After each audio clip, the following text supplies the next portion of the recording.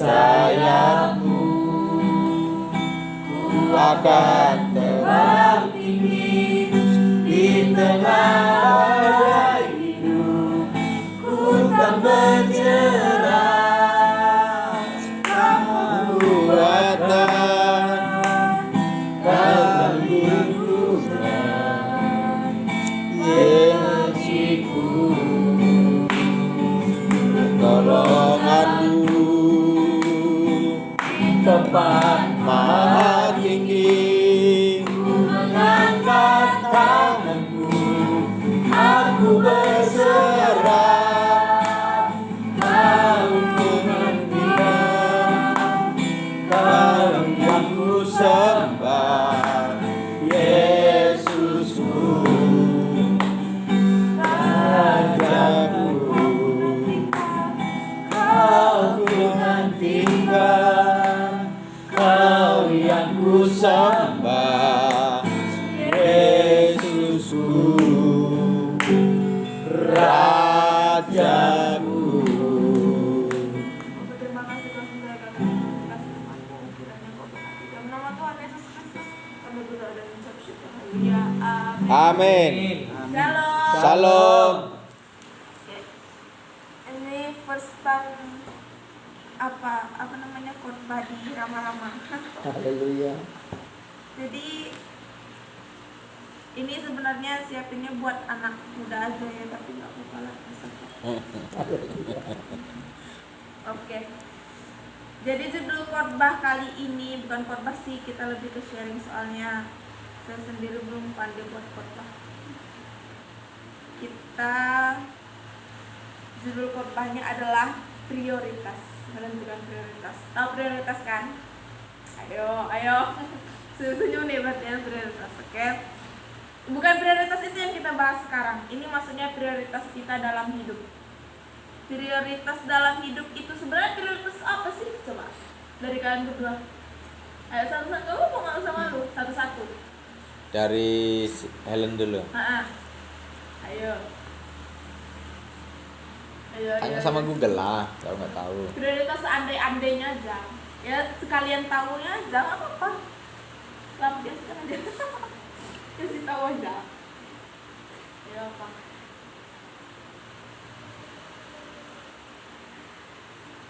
Kira-kira prioritas dari katanya prioritas. Kalau KBBI ini diajarin bahasa Indonesia sama gurunya kan, prioritas itu apa? Ayo bilang aja. Itu loh yang di WhatsApp itu. Prioritas. Ayo ngomong, kasih tahu aja ya. Prioritas apa? Lestari, ya kan? Astri. Astri. Apa? Coba gini deh. Satu kata yang mengibaratkan prioritas. Satu kata. Apa?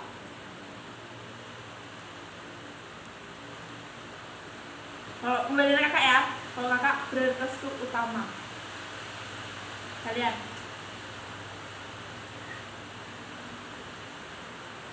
Utama itu apa? Ini macam buruk kita semangat tenang. Pertama, oke. Satu lagi, ayo. Helen apa? Yang kalian tahu loh. Pertama itu apa Helen? Tadi utama pertama. Ya, utama, pertama, prioritas. Prioritas. Ayo, apa lagi? Pertama itu apa? Yang didahulukan, ya. Didahulukan. Kita kasih tahu aja. Atau nomor satu. Nomor satu. Prioritas itu kayak apa namanya? Apa hal yang paling pertama kita lakukan? Misalnya mendesak nih kan, buka WhatsApp gitu kan. Baterai tinggal satu.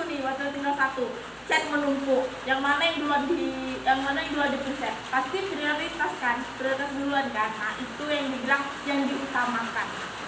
Tentu kita kalau misalkan di sekolah, tentu kita pasti banyak, misalnya ada pelajaran matematika, bahasa Inggris sama komputer.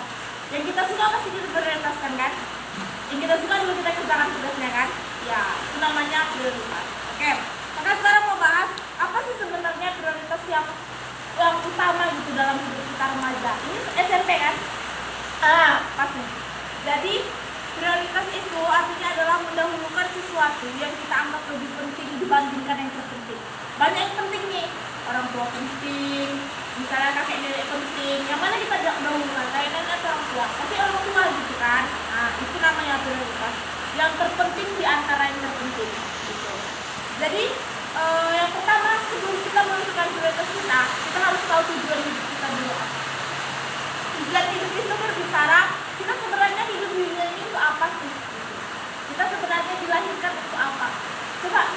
Kira-kira kita dilahirkan untuk apa? Belum tahu. Pada belum tahu kita dilahirkan untuk apa?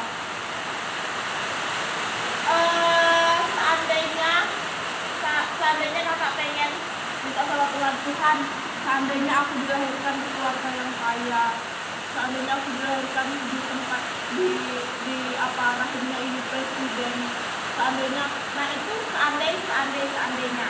Tapi yang itu yang kita mau, yang Tuhan mau beda lagi. Yang Tuhan mau dalam tujuan hidup kita itu apa? Kita harus melayani Tuhan. Itu yang paling penting dan itu juga yang ada tertulis di Alkitab. Kita harus melayani Tuhan. Nah, kita melayani Tuhan dalam bidang apa? Ya, itu pertama tujuan ya. Prioritas kita adalah Yesus adalah contoh yang terbaik dalam hidup kita. Jadi tujuan hidup kita yang pertama kita tunjukkan itu Yesus. Yesus ini sebenarnya Yesus itu Tuhan itu mau kita tuh jadi apa? Kita tuh hidup di dunia, kita itu diciptakan Tuhan itu jadi apa? Kita setelah kita menentukan tujuan hidup kita misalnya, oh Tuhan aku akan melayani Engkau. Aku akan melayani Engkau dengan sekuat. Soalnya di Alkitab juga ada loh ditulis kalau misalkan tujuan hidup kita itu melayani, bukan yang main-main, bukan cuma membantu orang atau apa, tapi kita memang harus ditugaskan untuk melayani. Itu tujuan hidup kita. Yang pertama prioritas kita tuh Tuhan. Jadi tanya sama Tuhan, doa. Udah pernah nggak doa kayak gini? Tuhan, sebenarnya aku nih bakatnya apa sih Tuhan? Gitu. Kalau misalkan coba deh tanya sama Tuhan. Kalau misalkan lagi sendiri gitu kan dalam kamar, tutup aja pintu kamar. Terus bilang gini, Tuhan sebenarnya bakat aku sih apa? Bakat Helen apa sih Tuhan? Gitu kan. Nanti Tuhan tunjukkan tuh misalnya hobi Helen yang memang betul-betul hobi, yang memang sekali ajarin guru langsung nangkep. Nah itu biasanya bakat. Misalnya kakak gitu kan, ini sebenarnya bakat nggak ada sama sekali di musik, cuman memang dari kecil diterjunkan terus di musik sama papa, akhirnya jadi bakat. Bisa juga kita bertumbuh. Waktu tes IQ kemarin, musik itu dari 100% cuma 23%. Itu waktu masih kecil, waktu masih belum jelas, setelah dilaksanakan. Sekarang malah kakak lebih cenderung ke musik daripada ke tempat-tempat yang lain. Karena memang kita bisa dilatih. Coba tanya sama Tuhan, pasti ada kata Tuhan. Tuhan itu pernah ngasih bakat. Tuhan perumpamaan di Alkitab, Tuhan ngasih bakat 10, 5 sama 2. Bukan salah, 5,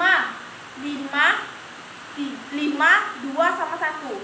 Jadi yang 5 ini dikembangkan jadi 10. Pas Tuhan Yesus datang, oke, mana bakatnya, mana si tuayamnya? Kata yang 5 ini Tuhan aku sudah kembangkan jadi 10 katanya. Apa kata Tuhan? Masuklah ke dalam kebahagiaan gue kekal. Masuk deh ke surga. Tanya sama yang kedua, udah dilipat gandakan belum katanya. Udah Tuhan aku lipat gandakan rumah. Marilah masuk dalam kebahagiaan gue kekal. Yang satu ini ditanya, mana kata Tuhan kan? Terus kata dia, engkau jahat Tuhan, engkau hanya menuai hasilnya saja sementara kami bekerja keras. Telah kukubur bakatku dan ini kukembalikan lagi kepadamu. Satu dikembalikan sama Tuhan. Apa kata Tuhan? Pergilah, kembalilah ke ratap dan ketak gigi. Ratap dan ketak gigi itu tahu apa? Neraka. Jadi mau masuk neraka? Enggak kan? Jadi tanya sama Tuhan mulai sekarang, berdoa, Tuhan bakat aku apa? Nanti dikasih tahu, percaya deh, dikasih tahu. Dari situ misalnya bakatnya Helen, misalnya, oh Tuhan aku dikasih hikmat bijaksana untuk berkata-kata. Bisa tuh jadi pendeta, bisa berkhotbah. Nanti bilang, Papa, kata Tuhan aku tuh suka loh berkata-kata. Kata Tuhan aku tuh dikasih hikmat perkataan gitu. Ya udah kata Papa, ya udah tuliskan nanti ke pendetaan jadi khotbah jadi pendeta. Mantap. Kakak dukung. Terus yang kedua, apa sih prioritas kita yang kedua setelah Tuhan? Setelah Tuhan, misalnya kita udah melayani nih. Oh Tuhan ternyata bakatku adalah hikmat kebijaksanaan dalam perkataan. Berarti aku jadi pendeta gitu kan. Enggak mesti jadi pendeta. Pokoknya dalam hal kebijaksanaan dalam berkata-kata bisa kamu jadi pengajar, bisa kamu jadi apa, tapi harus ada koneksinya sama Tuhan, kan? Setelah itu yang kedua adalah orang tua atau keluarga. Nah, kenapa sih penting banget orang tua atau keluarga itu bagi diri kita? Pertama, kita dilahirkan di rahim mama. Mama itu adalah orang tua kita. Tentu kalau mama nggak ngelahirin kita, tentu kita nggak ada, ya kan? Makanya orang tua atau keluarga itu penting. Nah, yang kedua, kita dilahirkan, setelah kita dilahirkan kita dibesarkan. Nggak mungkin dilahirkan owe terus kita dibiarkan aja gitu, terus besar sendiri, nggak mungkin kan? Kita dibesarkan sama orang tua. Itu juga merupakan hal yang harus kita ingat ya. Makanya keluarga itu menjadi prioritas. Yang ketiga, kita nggak mungkin berkembang, kita nggak mungkin bisa sukses kalau nggak karena orang tua, kalau nggak karena keluarga, kalau nggak karena support. Kita nggak bisa berdiri sendiri. Misalnya kita udah lahir, terus kita udah bertumbuh, udah dewasa nih, terus kita milih jalan hidup sendiri, nggak usah lah papa mama support aku, nggak perlu aku, nggak butuh bantuan kalian. Misalnya kayak gitu tuh, terus kalian misalkan beranjak dari keluar kalian dari jalur orang tua, terus kalian mulai bekerja sendiri, mulai usaha sendiri, kan nggak akan sukses karena nggak dapat support dari orang tua, karena nggak dapat restu dari orang tua. Itu makanya orang tua itu penting, keluarga itu penting, support itu penting. Nah, di sini ada ayat, coba buka Matius 12 ayat 46 sampai 50. Ayo Alkitabnya di mana? Ayo. Matius 12 ayat 46 sampai 50.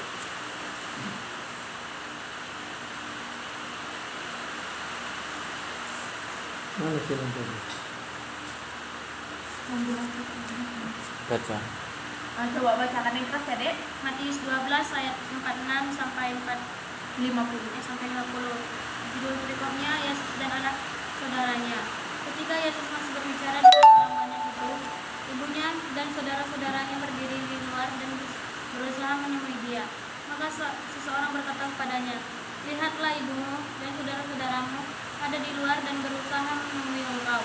Tetapi jawab Yesus kepada orang-orang yang menyampaikan berita itu kepadanya, "Siapa ibuku dan siapa saudara-saudaraku?" Lalu katanya sambil menunjukkan ke arah murid-muridnya, "Itu ibuku dan saudara-saudaraku. Sebab siapapun yang melakukan kehendak Bapakku di sorga, dialah saudaraku laki-laki, dialah saudaraku perempuan, dialah ibuku." Nah, di sini digambarkan juga kalau keluarga kita bukan hanya keluarga mayoritas yang kita lahir di mana. Misalnya, siapa namanya? Lastiar. Siapa? Lastiar. Lastiar. Oh, Lastiar. Lastiar misalnya sama Helen gitu kan. Helen itu kan kalian sama-sama SMP kan, sama-sama mengenal Tuhan kan. Nah, Helen itu bisa jadi saudara kamu. Semua yang kita seiman, semua yang kata Tuhan apa? Semua yang mengerjakan kehendak Bapakku di sorga adalah saudaraku. Itu juga merupakan tunjangan kalian untuk menjadi sukses. Gak mungkin kalian kalian gak akan bisa berjalan. Intinya gini, balik lagi ke nomor 1, balik lagi ke Tuhan. Kalian gak bisa ngapa-ngapain kan, gak bisa berjalan kan, gak akan bisa sukses dalam dunia ini kalau gak karena Tuhan. Jadi yang kalian kejar tuh pertama Tuhan, yang kedua keluarga. Sekarang yang ketiga. Yang ketiga adalah pekerjaan, studi atau pelayanan. Nah, balik lagi ke tadi.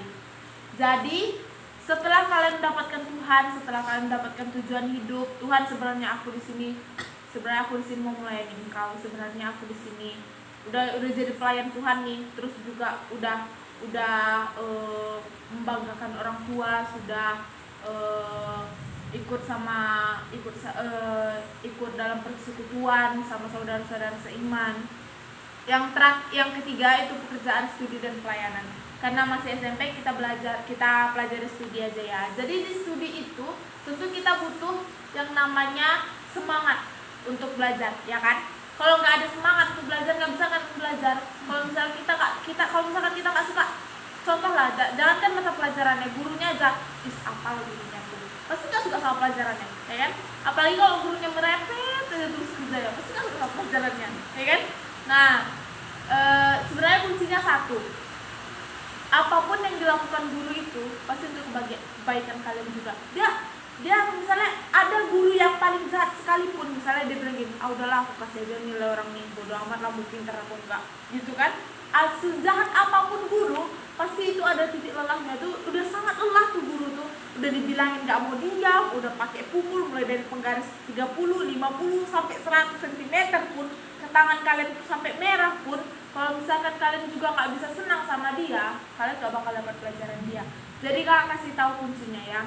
Kakak dulu pernah nggak suka sama satu guru kan. Jadi guru nih kerjanya bukan retet, tapi menggosip di kelas, menggosip di sama anak-anak itu. Jadi kayak mana lah ya, guru IPS pula itu, IPS PKM. Aku sekali mata pelajaran itu suka pula kan.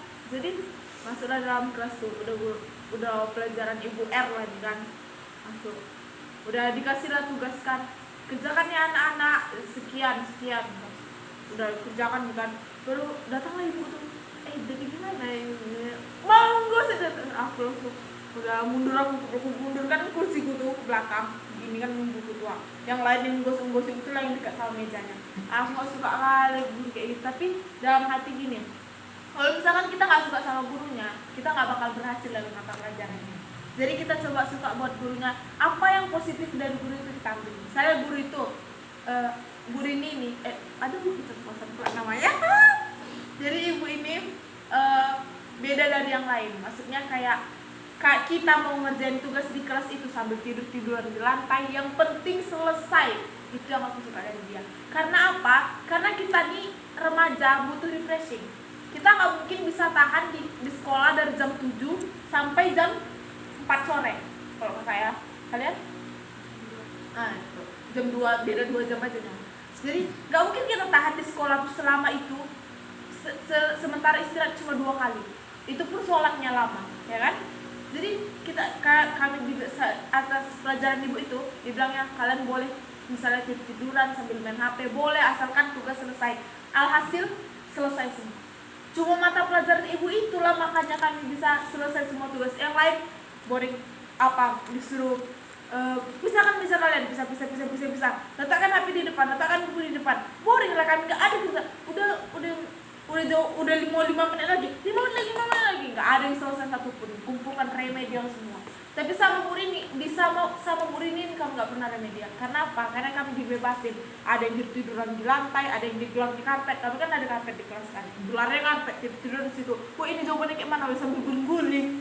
Tapi selesai. Nah, itu enaknya. Kita ambil yang positif dari gurunya.